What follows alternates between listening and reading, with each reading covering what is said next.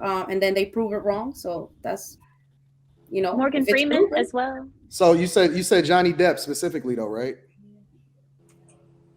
I saw it in the comments. That's why. No, I'm saying, is that somebody that you would say or no? I Because mean, if you can't think of nobody, then that's cool. I can't. You're pushing Okay. me. That's Yeah. no, that's cool. I just wanted to be sure. That's cool. I'll roll with it. Okay. All right, so where are we? We in the woods. We're gonna go to Precious and see if she got anything on this. Precious.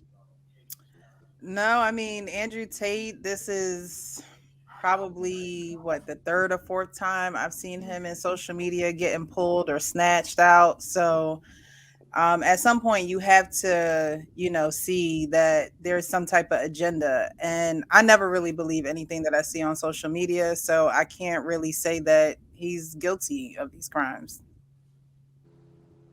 I know that men, to a larger extent, are guilty until proven innocent.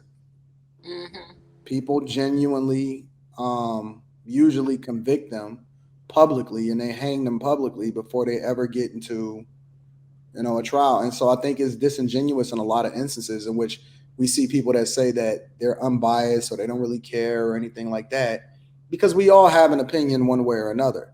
But I think that society has brainwashed us to say guilty until proven innocent. And you can even see that with the sentiment of when they say believe all women.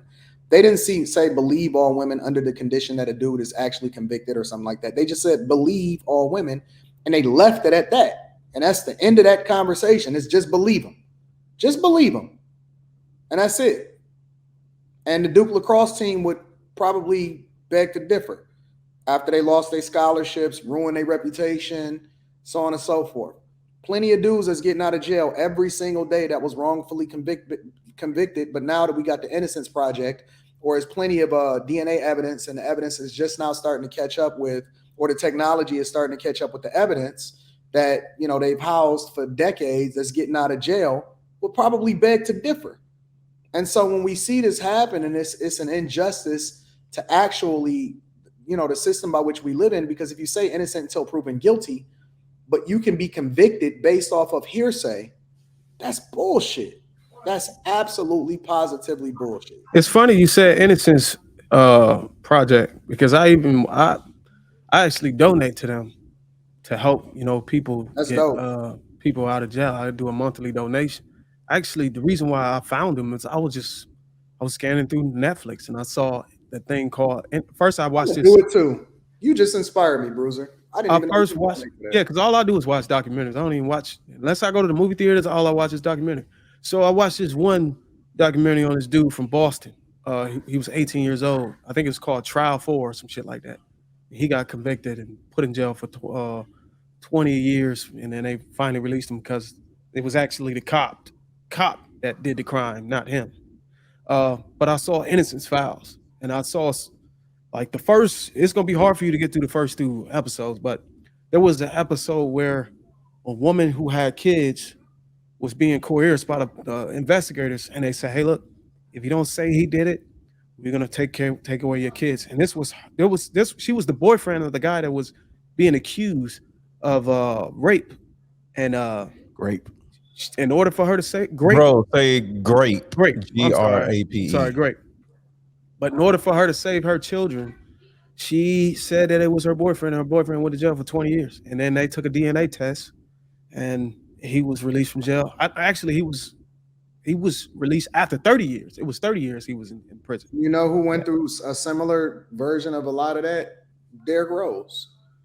Derrick Rose spent millions of dollars defending himself from a woman that was trying to come up off of his celebrity, and saying that he had did something to her, and he never touched her. He never touched her. He never did nothing to her, and he had to spend millions of dollars to defend himself from that, which ruined his reputation and put a stain on his legacy, but then also affected what he was doing on the court.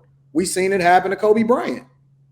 We literally seen it happen to Kobe Bryant. You had a chick that had evidence of multiple different dudes, stains inside of her panties.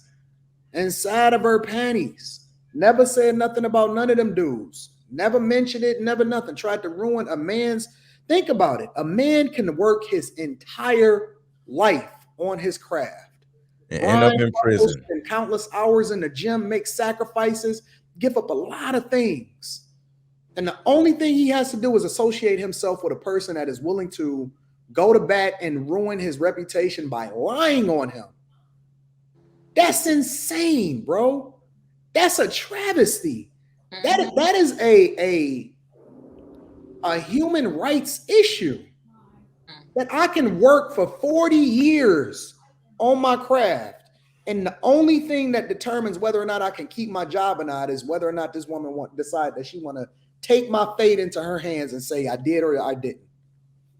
That's all it takes. It happened to my sergeant major, man. He was in the military for 20 years, and he was a sergeant major about to retire. Got into it with his wife, domestic violence. They ripped him on everything he had.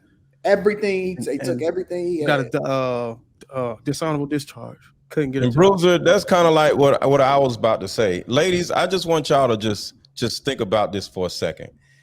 Tory Lanez or anybody else. A dude can turn around and choose to just be single and then just be out here fucking chicks left and right or whatever. And all the chicks know everybody's, and next thing you know, he turns around and goes to prison or, get accused of some shit.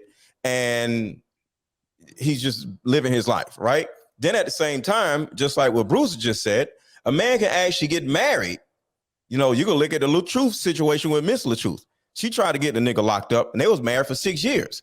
So a man could turn around and get married and either have his shit taken, which is small, or get put in prison or on some, DV charges or whatever and lose his shit, or like Miss LaTruth is doing, like run around, ruin the man's career saying he did this and did that and probably didn't do shit. So it's like, we're damn if we do and we're damn if we don't. So some of y'all wouldn't be like, well, if you want to do this, why don't you stay single? It's not safe. Well, why don't you just get married and it's not safe getting married either. It's not fucking safe. And the common denominator is y'all asses. Like the shit is the problem scary. with it. The problem is to let go is that we don't have enough women allies. Yeah, and actually got our it's back. really scary, bro. In any situation in which people were successful advocating for something differently, whether it was civil rights, whether you agree with it or not, whether it was feminism, they had to recruit outside of their core audience that was advocating for it in the first place. That's why black women was recruited successfully for the feminism issue, and all women of color, because originally that was a white woman's thing. Civil rights, they had to go outside of black people and recruit white people and all of those other type of people and freedom riders and all of that in order to bring visibility and accomplish whatever it is that they wanted to accomplish. We alone out here, and there's not enough women. They stand on the sidelines. They truly don't give a fuck. They act like they for men, but it's all bullshit, because when it comes to advocating for the thing that they feel like is in their best interest, they won't equal pay for equal work and all of this shit, but they won't advocate for updating family court laws, right? And we can't do it by ourselves. If women truly say that they care about family and they care about marriage and they care about their kids and they care about community, they care about building wealth and they care about doing the thing that's right for society and humanity, as a whole, they gotta start getting behind the dudes and advocating and doing the same thing that we've done historically as far as what it took in order to be successful, and advocating for it and getting some of this stuff updated and changed. When you see that happen on a larger scale, you'll start seeing change. Until then, as long as you see women spending more time advocating for the slut walk than they do for the thing that actually is affecting their children and their families and ripping their kids apart, and their kid got to grow up without a father and all of this other bullshit, as long as you see them spending more time and energy on the thing that's actually not to their own benefit, and instead should be spending more time for the thing, advocating and getting behind the men that's doing the right thing, you just gonna continue to see this whole society get ripped apart, and y'all the ones that's gonna suffer the most.